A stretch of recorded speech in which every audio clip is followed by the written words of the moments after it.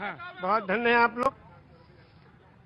मानस की एक चौपाई है, बिन पग चले सुने, बिन काना कर, बिन करे करम विद नाना, आनंद ही सकल रस होगी, बिन वाणी वक्ता बड़ जोगी।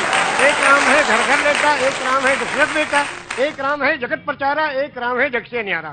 जो जग से न्यारा है उसके कैमरे के नीचे हम लोग खड़े हैं, हम सबके सारे कर्मों को देख रहा है। हाँ, अगर पान बेचते तो चौरसिया जरूर रखें। एक शब्द के बारे में कहना चाहते हैं, सिर्फ एक शब्द है नमाज।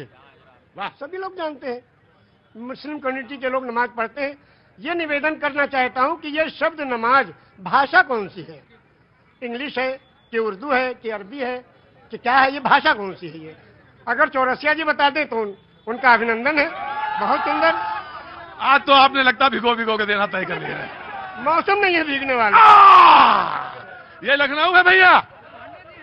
हाँ जी, अरे मुझे मालूम है उनको, मैं जानता हूँ, पांडे जी हैं वो जी, वो पांडे जी हैं, मुझे मालूम है। मैं पांडे तो मैं भी हूँ। ब्रह्म जो सो जाने ब्राह्मण, जिसको ब्रह्म का ज्ञान हो वही ब्राह्मण।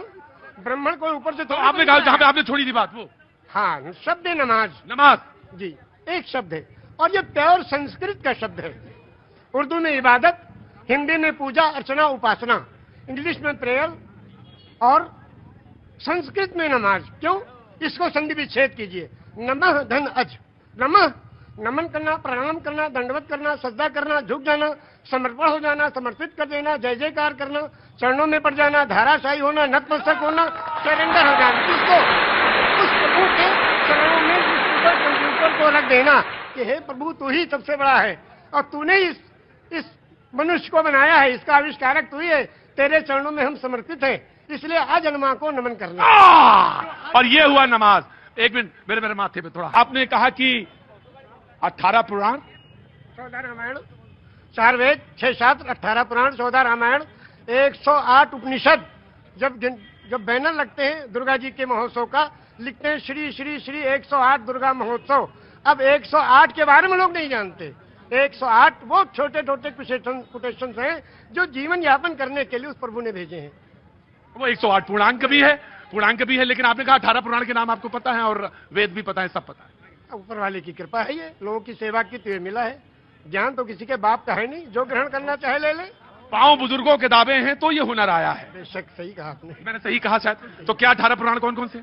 श्री विष्णु पुराण, शिव पुराण, पद्म पुराण, स्कंद पुराण, गरुड़ पुराण, वायु पुराण, सूर्य पुराण, अग्नि पुराण, ब्रह्म वैवर्त पुराण, लिंग पुराण, वामन पुराण, उत्तर भूषण पुराण, काकभूषण पुराण, हरिवंश पुराण, देवी भगवत पुराण, भाष्य पुराण, भविष्य पुराण, मत्स्य पुराण, कल्कि पुराण।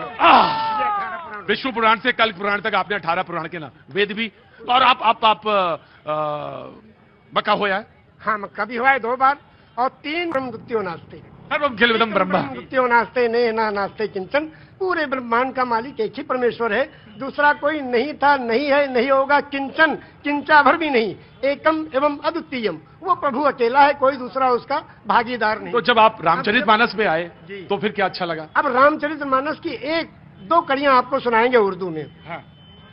ये लिखा है पंडित ब्रिज नारायण चकबस्त लखनवी ने। जी बिल्कुल, बड़ा नाम है। हाँ। नारायण चकबस्त लखनवी। वो लिखते हैं मर्यादा पुरुषोत्तम श्री रामचंद्र जी की जीवनी में कि रुखसत हुआ वो बाप से लेकर खुदा का नाम।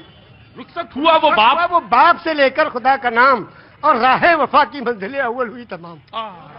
जब जाने लगे मर्यादा पुरुषोत्तम पिता के त्रिवचन को पूरा करने के लिए, तो पिता से जाके आज्ञा लेते हैं, पिताजी अब हम आपके आज्ञा का पालन करने जा रहे हैं, और माता को जो आपने, सौतेली माता को जो आपने वचन दिया उसको पूरा करने जा रहे हैं, आपका आखिरी दर्शन करने आए हैं। तो उस वक्त का दर्शन वो लिखते हैं कि रुखसत हुआ वो बाप से लेकर खुदा का नाम, और राहे वफा की मंजिलें अव्वल हुई तमाम। पहली मंजिल खत्म हुई और बाप से आज्ञा लेके और वनवास के लिए जा रहे हैं। और जब माता जी के पास गए तो उनसे जब पूछना चाहा तो उसमें लिखते हैं कि माता कौशल्या जी सिर्फ देखती रही, और जब उससे पूछा, उनसे इजाजत ली, तो कहने लगी कि मैं खुश हूं, फूंक दे कोई इस तख्त ताज को, और तुम ही नहीं तो आग लगाऊंगी राज को। जब तुम ही नहीं तो आग लगाऊंगी राज को। क्या आज भी कोई बेटा इतनी बड़ी सल्तनत को ठोकर मारकर और पिता की आज्ञा का पालन करने के लिए तैयार है? ये वचन दिया है श्री रामचंद्र जी ने, ये वचन दिया है पूरी दुनिया को कि देखो अगर पिता कहे तो राज को भी ठोकर लगा दो। उस जमाने में ये था कि बड़ा बेटा वही उत्तराधिकारी होता था, सब छोड़ के चले गए। क्या आज भी कोई बेटा है? तो इस राम की जीवनी से ये सबक लेना चाहिए। आचार्य जी आपने तो आचार्य अब बिल्कुल, अब इसके आगे अब आप हमसे क्या कहवाएंगे? बस इतना ही है। ऐसे दोनों आंखों सच में यह है कि दोनों आंखों से जलधार बह रही है। और शायद निषाद राज ने भगवान के जब चरण पखारे होंगे तो शायद यही रहा होगा दृश्य। निषाद राज ने यही पूछा हाँ, जब गए, हाँ, जो उत्तराधिकारी हुए थे हाँ। और तलाश करते गए, निषाद राज ने पूछा प्रभु आप कहाँ? हाँ। कहने के अपने भाई को ढूंढने। फर्जी ने कहा हाँ। तो कहने भाई को ढूंढने के लिए पूरी फौज लेके आए हो? हाँ, अब फौज लेके आओ तो इसके माने तो आप उनका बिल्कुल खात्मा ही करने आए हो? कहा नहीं, अपने भाई को लेने आए हैं। अगर वो नहीं गए तो हम उनके चरणों में जो चीज है खाऊं उसी को ले जाके रखेंगे सिंहासन में, फिर राज करेंगे। क्योंकि रामचरितमानस की कौन सा पंक्ति आपको सबसे मन को भाती है? सबसे ज्यादा तो यही भाती है कि बिन पग चले सुने बिन काना, कर बिन करे कर्म बिन नाना, आनंद ही सकल रस होगी, बिन मारी वक्ता बढ़ जोगी।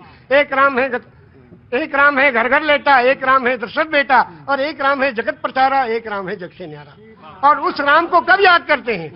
उस राम को याद करते हैं जब अर्थी उठाई जाती है। क्या कहते हैं? राम सत्य है। क्या मतलब? मर्यादा पुरुषोत्तम श्री रामचंद्र की जो पूजा अर्चना उपासना करते थे, जिस राम की वही राम सत्य है। राम सत्य है, राम नाम सत्य है, हरि का नाम सत्य है, और सत्य बोलो मुक्ति है। वो कौन सी सच्चाई है जिसमें मुक्ति और कल्याण छुपा है? उसको जो जान ले उसका जीवन सफल है। ये जीवन प्रभु ने दिया है, जीवन दिया है सुंदर बनाने के लिए। ये जीवन इसलिए नहीं दिया कि व्यर्थ कर ले। हाय दिल्ली की तरफ बारे में सुनाएंगे हम।